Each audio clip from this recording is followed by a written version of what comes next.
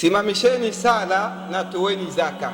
Hili neno simamisheni sala na toeni zaka ndani ya Qur'ani Mwenyezi Mungu ameitaja mara 82, kuonyesha kwamba wewe ndugu yangu ambaye unakuja msikitini kusali, ni wajibu wako baada ya swala kujua kwamba kuna kipengele cha pili cha zaka lazima nikitowe, nitake nisitake, sio hiari bali ni lazima. Lakini tunapozungumzia zaka, Mwenyezi Mungu hakuiacha tu zaka peke yake bila kutupatia maana ya zaka na faida yake zaka, na akipenda Allah subhanahu wa ta'ala tutazungumzia faida 4 zinazopatikana katika zaka, ili kwamba wewe ambaye binadamu uko hapa ujue kwa nini nimeamrishwa na Allah kuweza kutoa zaka. Na faida ya kwanza katika aya ambao mashekhe wengi huwa tunaipitia, ambao Allah amesema khudh min amwalihim sadaqatan tutahhiruhum wa tudhakkihim biha, kuwa sadaka katika mali ya hao waumini ili kuwasafisha na kuwatakasa. Unasafisha nini? Ni kusafisha mali yao na kutakasa nyoyo zao.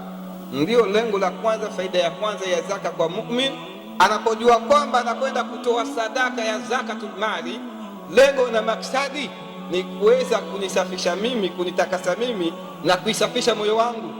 Ndugu yangu, nataka nikupe mifano ambayo mifano hai, alafu niambie kama kweli wewe ndugu yangu unaweza ukapingamana na kitu cha kutoa zaka ikiwa kwamba Allah subhanahu wa ta'ala atakuwa amekuruzuku. Naamini kila mmoja aliyoko humu ndani hawezi akanywa maji machafu, hiyo ni imani ninayo.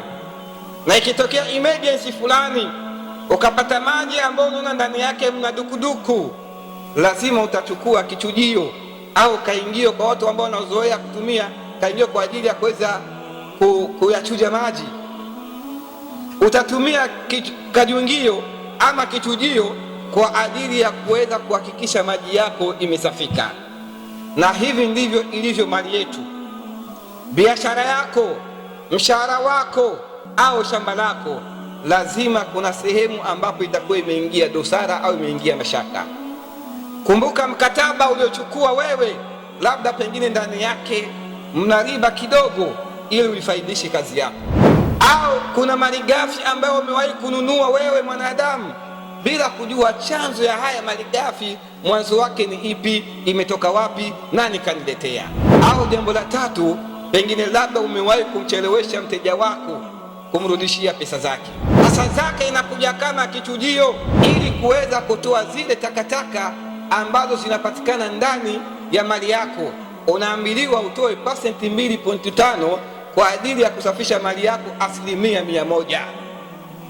Angalia rehema ya Allah subhanahu wa ta'ala, namna gani Mwenyezi Mungu hakutaka tule riba, Mwenyezi Mungu hakutaka tule haramu, akakuomba 2.5% peke yake ili kuhakikisha mali yako yote inaweza kusafika. Ndio maana Mwenyezi Mungu akamwambia Bwana Mtume, khudh min amwalihim sadaqatan tutahhiruhum wa tudhakkihim biha, chukua sadaka katika mali yao ili kwamba uweze kuwasafisha na kuwatakasa. Unasafisha nini? Ile mali yao ambayo imeingia ndani haribifu kidogo, au imeingia ndani yake riba, au ikaingia ndani nuksi, au ikaingia jambo la dhulma ambalo umewahi kufanya bila kukusudia wewe, ndio ikawa sababu ya kuweza kutoa nini? Kutoa zakatul mali. Lakini kuna baadhi ya watu ambao wanaona shida, anaona kwamba lazima pengine labda nikitoa zaka itakuwa inapunguza mali yangu. Hapana, zaka unapoitoa faida yake ya pili ni kwa ajili ya kubariki na kuongeza kipato chako. Anasema Bwana Mtume Muhammad katika hadithi inapatikana katika sahihi Muslim, nambari ya hadithi 2588, anasema Bwana Mtume, maanaka sadaqatu min mali, sadaka haipunguzi mali ya mwanadamu. Unapokuwa unatoa sadaka, mali yako haipungue. Kwa nini haipungue? Kwa sababu unasafisha, na Allah anasema yamhaqullahu riba wa yurbi sadaqati. Allah subhanahu wa ta'ala huwa anaiondoa riba, yani anaitolea baraka riba, lakini Allah subhanahu wa ta'ala anaitukuza nini? Sadaka yako. Yani unapokuwa wewe unaitoa sadaka, basi ndio kwamba Allah subhanahu wa ta'ala anakuongezea kipato, anakuongezea baraka ili kuifanya mali yako itolewe dukuduku. Mfano, kuna watu wawili Matajiri wawili ama wafanyabiashara wawili, wote wana maduka na wote wanatumika katika soko limoja, lakini mmoja duka lake ni kubwa na huyu anajizuia kutoa zakatul mali. Si kwamba hana, lakini anacho. Ukiangalia maisha ya huyu ambaye anajizuia kutoa zakatul mali, utafika nyumbani kwake utamkuta mara kwa mara labda yeye ndiye magonjwa hayamwachi, watoto hospitalini kila mwaka, kila mwezi wanapanga hospitalini, maharibifu ya gari kuharibika au nyumba kupata shida. Kwa nini? Ile baraka anaipoteza. Kwa sababu gani? Zakatul mali hapendi kuitoa, ndio inakuwa sababu ya yeye kupata mitihani ambayo Mungu anampa usiku na mchana.